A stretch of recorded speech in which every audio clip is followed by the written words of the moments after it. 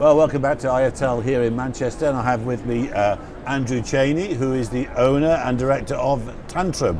What is Tantrwm, Andrew? Tantrwm's a multimedia production company. We do web, video, apps, and predominantly live streaming. That's our niche, really. Live streaming at events. You do this? Everything This is around what we us? do, yeah. So what is this? What's the setup here? How many cameras? Where are you feeding? What's going on?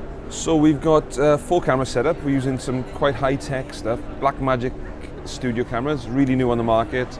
Very high definition, very good quality. We're also using a couple of robotic cameras so we can cut down the number of operators in the studio. We're using Blackmagic systems for live vision mixing. So all this goes pumped into a vision mixer and gets streamed all over the world for our clients. As of this morning, we've had 96, maybe 97 countries, from the UK as far away as Rwanda, El Salvador watching us this week. And we've had thousands and thousands of viewers, more than football on S4C, I believe. And are you getting feedback already?